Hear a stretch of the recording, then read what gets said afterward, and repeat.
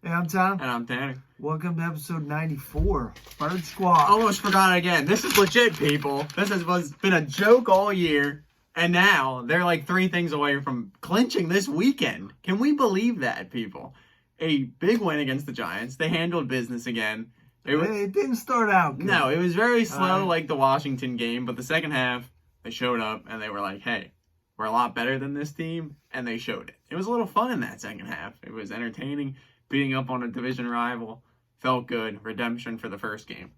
Now it's Washington again. Now we got to head down to that crapshoot down there, that terrible stadium, and handle business again. Yeah, let's take care of business, man, and you know, the chips fall where they may. They seem like a team that's unraveled. The biggest thing, though, when a team gets embarrassed, they usually bounce back, and they got embarrassed on Sunday night against the Cowboys. But I think they've kind of shifted in a little bit, and I think if you get on top of them early, they're not going to really care to stick around. Yeah, I think they may come out with a little bit of fight, but if we get on them and get them down, I think they're ready to just give up. Yeah, I agree. So, I mean, crazy. I mean, obviously, first off, handle what you can.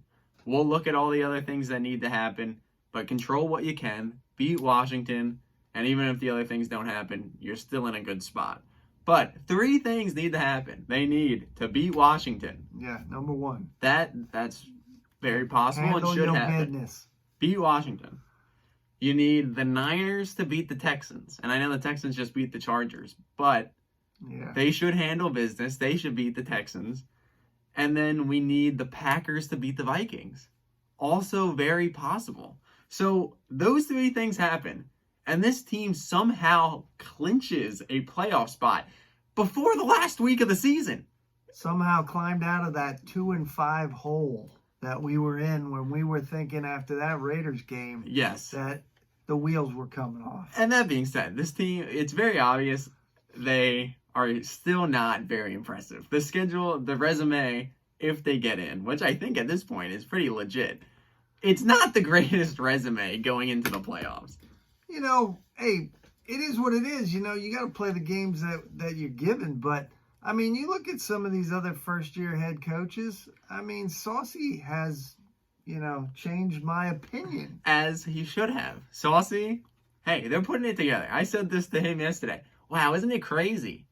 Once you give first-time head coaches and first-time coaches a little time to get comfortable, that maybe it looks a little competent. Saucy has looked good. If they make the playoffs and they finish 10-7, 9-8, which we'll get into in a little bit, he has to be in Coach of the Year conversation. I mean, we kind of got rid of the dumb penalties. You know, it looks like we're organized. Yeah, I mean, it's very obvious. We said this even when they were not good. This team is definitely close-knit. This team, it's very good. It's close-knit. The locker room's good. That is what you need. This team, they don't blow you away. They're not super exciting, but they are, like, you like this team. There's no one, you're not really hating anybody on this team. It feels good. You're proud of the things they put onto the field. And I gotta say, Jonathan Gannon's gotten it together a little bit. And then once again, I know their wins are no playoff teams. The quarterback play isn't great. But like you said, they've handled what has been given to them. And that's all you can really do. It is truly crazy that they are very close to clinching the playoffs this week. And you know, we look back in the annals of we were on this stuff, man. Our, you know, season outlook here.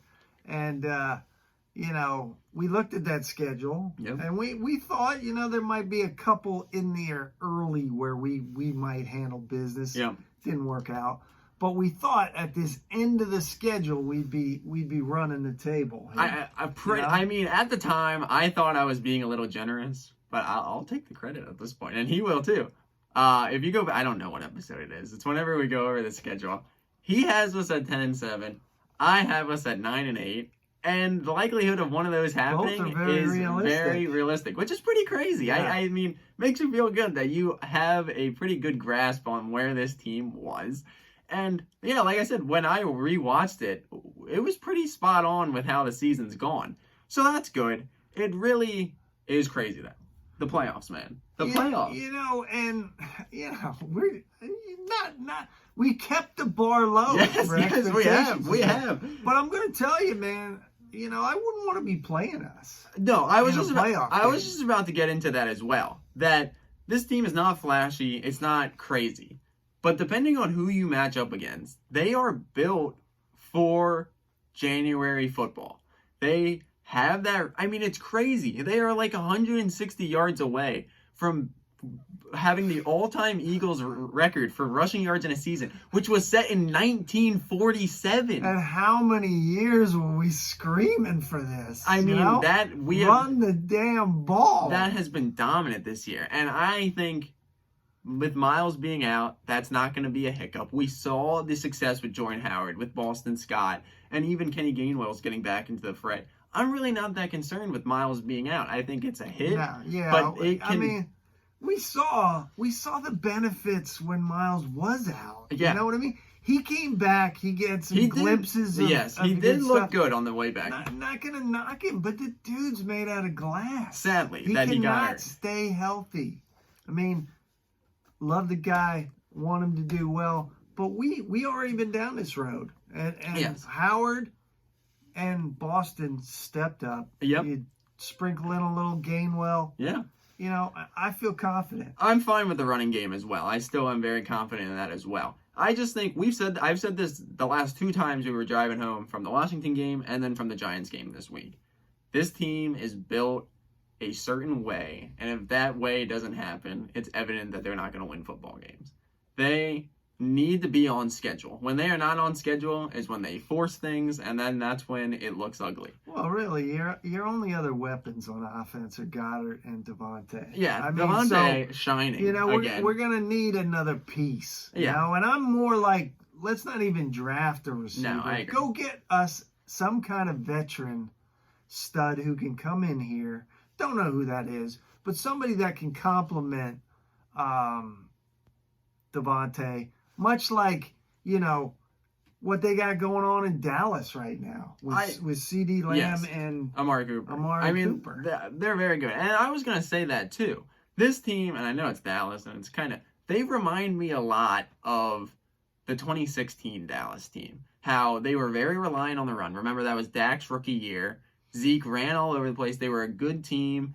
And I feel like that's where they are too. Dak obviously didn't develop yet. And maybe Jalen is going to develop. He, once again, a little bit of a wishy-washy performance. And to me, it really is reliant on the running game. I'm still torn on where we're going with Jalen. I still don't know I still don't have that confidence in him as I want to, that he is going to make the play with his arm when need be. Right. And like I said on the way home as well, I don't know. I want to take this as growth, but I don't know if it's the ankle. I don't know if it's the play calling, or I don't know if it's his being growth at the quarterback position. But he has not been as mobile since coming back from the ankle injury. Yeah, he's definitely not quick. There's been a couple situations that he 100% would have ran in the past. And maybe, like I said, maybe that is growth. Maybe that is what we've been asking for him to do. And that's what I'm hoping. But maybe that ankle's a little iffy. I'm not sure. That's a little thing to look at.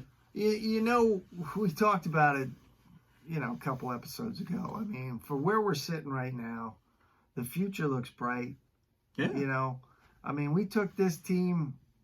We had very low expectations. Yes. We're knocking on the playoff door here during a rebuild. Yeah. Not many teams do that during a rebuild situation. No, it really is. Playoffs or not, one and done or not, wherever this ends, it 100% was a success. Yeah. It was. This season was a success for this team. I think Sirianni, for the most part, has won over the fan base, for the most part. Yeah, totally. Jalen Hurts, you still don't know.